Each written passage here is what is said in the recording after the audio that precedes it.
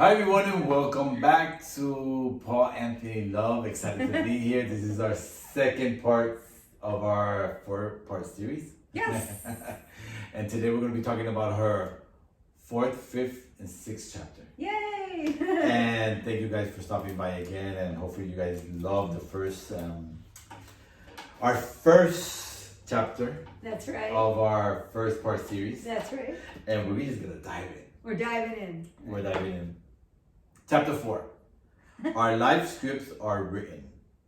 You can be in the wrong place at the wrong time, but you can be in the right mind all the time. Jackie Lora Jones. What a quote. That's going to be a quote that's going to be told for hundreds and hundreds of years. When they go back and say, oh my God, you've heard this quote? Amazing. This quote for me is very beautiful because I think in being in the right mind, no matter what's happening, you can always be at peace, you know? Beautifully said. And I know deep in my heart that I went through a situation with my brother and I flew to Miami to have Thanksgiving with them and have dinner, and one of them didn't show up. I didn't get upset. I just got into my car after dinner and I went to him personally to see him and hug him and kiss him, and I wanted to be with him. Mm-hmm. And months later he called me back and said, you know what, I want to say sorry for what I did. I said, what? I said, no. You've given me the opportunity to understand for the first time that I don't need you to be any different than who you are for me to love you. And that was so powerful. It took me 40 odd years, but I got it. So I want you to tell me a little bit about that quote as being so powerful and so beautifully said. Oh, thank you. And I love that experience with your brother because, see, we don't have to wait for someone else to change their behavior, or we don't have to have our peace of God taken away, our internal peace, based on something happening externally, right? Yes. So it seems often here in the dream world, right, that we're in the wrong place at the right time. So I kind of do a play on words like, yeah, but you can be in the right mind all the time, regardless of what's going on the screen of your life, in your life script that you're watching, by the way, as the observer going on. So something could not be going your way. For example, your brother thought he should have behaved differently or something, and you said, oh, no, you were able to be at peace anyway, because when we're in the right mind, we're recognizing that it is our dream, and we're not at the mercy of circumstances that we put there. That way, life and our journey can be a classroom when used by the Holy Spirit for our awakening and forgiveness. I think for me, it's like, how willing was I ready to clean the closet? So when I opened the closet, I was able to see everything.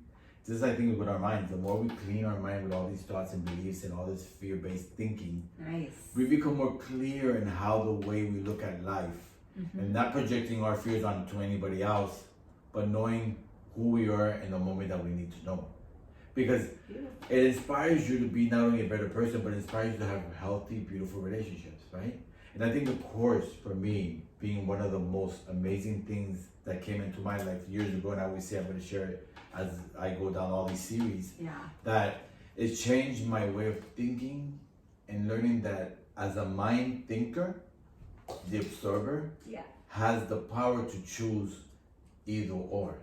So I want to jump into your fifth chapter. Okay. This is like we're jumping as we go down the road. We are. There's a lot packed in. Down the yellow brick road, right? Yeah, that's right.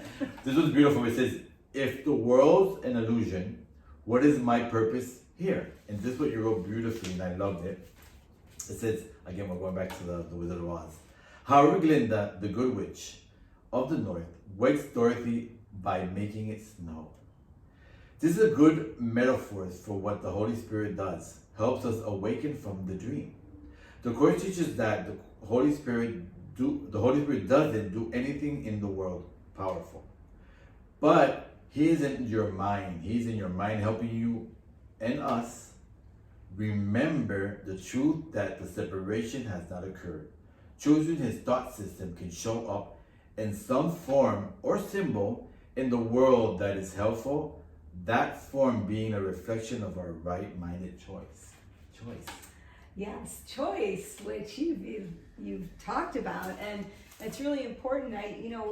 What is our purpose here? It's a daunting thing, and when people find out or they learn, they're ready to learn that the world's an illusion, or that we're dreaming our time here, which is also a very Buddhist and Hindu concept as well. Yes, very much.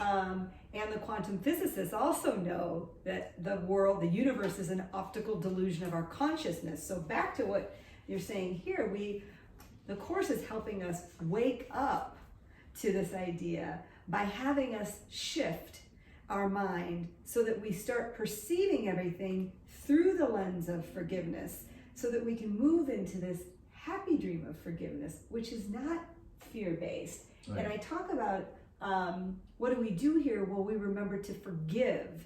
That's our purpose here, no matter what our roles. Mm-hmm. We don't give up our roles. The Course is not about sacrifice. It's about looking at everything differently. Right. So, the quote you read, if we're in a situation where we feel like we're stuck, like that quote is, the wicked witch is trying to prevent Dorothy always from going home and everything. So, it's a carrot and a stick metaphor for what we encounter in the world. Oh, the poppies look beautiful, don't they, in The Wizard of Oz? And that's, for me, life and relationships and work and money and this and that. Yes, but the ego has a nefarious purpose behind everything if we're choosing its thought system.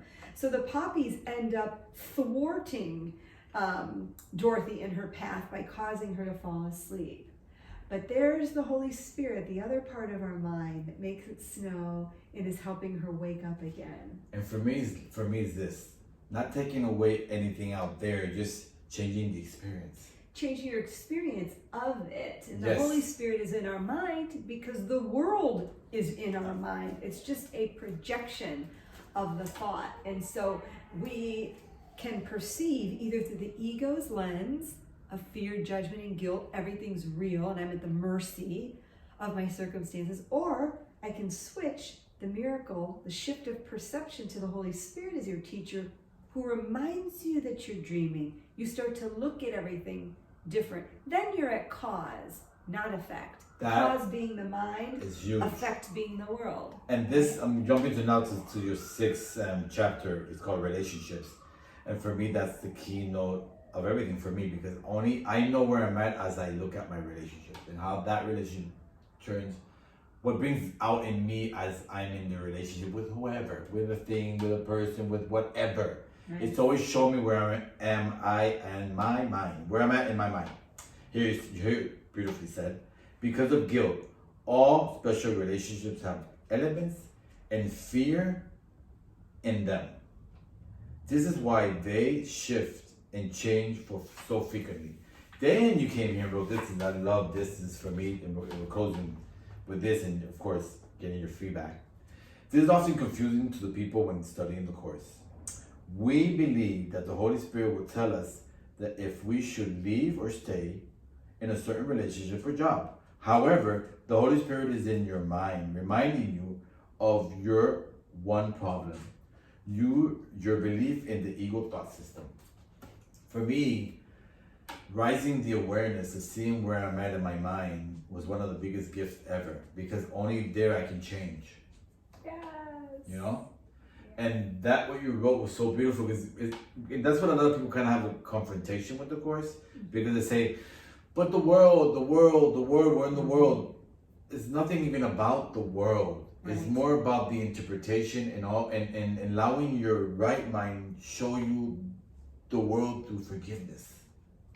Beautifully said. You know? That's what the Course is doing. It's shifting our lens. Before we wake up entirely from the dream, we don't just go poof in the night. Right. The Holy Spirit doesn't take away our relationships. Because it can be kind of scary. He transforms them. Yes. It's kind of scary, right? They're taking my sweets away, my cake. You're taking everything away. Yeah. No, the Course isn't about sacrifice. At all. It's having you look at everything differently. Eventually it'll be your choice that you're siding more with spirit and not the ego. It's identified with the body and everything. It's Right. our choice, and there's no pressure. So about relationships, you're so right in saying that. Little Oliver's here. Come on, Yay. Oliver. Oliver's making an appearance. Yes, he wants to. I want to be seen. He's been with us. He wants to be seen. We have our relationships with our animal family. He's been a beautiful healing process for me, because yes.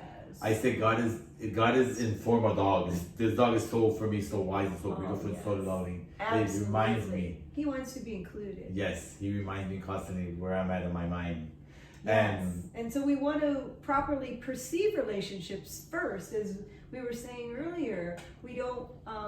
The Holy Spirit is helping us transform. So, for an example, should I stay or should I go in this relationship? It becomes first. Let me change my starting point. How can I see this situation through the eyes of the Holy Spirit or Jesus instead of through the ego? Okay? What that does tremendously puts you back at cause.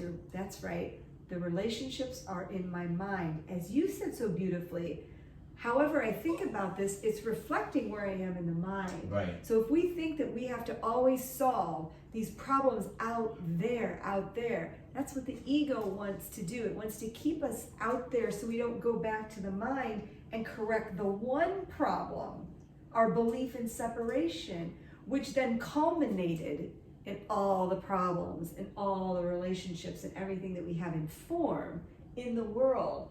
So when we have an issue or question about relationships, we first want to say, oh my gosh, let me go back to the mind and change my starting point so that at least I'm looking at this. I'm in the right classroom here looking at this properly. And that will direct all your functioning. That for me is so powerful, guys. And I'm going to wrap it up with that thought. Guys, again, we have one more series that's we're going to go through your 7, 8, 9 chapter. Okay. And then the last one is going to be all about questions that if the audience have and to answer them. Great. And just make it a free, whatever's going to come through spirit and whatever we feel within our hearts that we're going to probably share here, as we've been doing since our second part series. Guys, again, thank you for stopping by. We love you. Don't forget to subscribe. Put on the notification button so you can see all my uploads. And I hope you guys are enjoying this. Peace out. Blessings, everyone.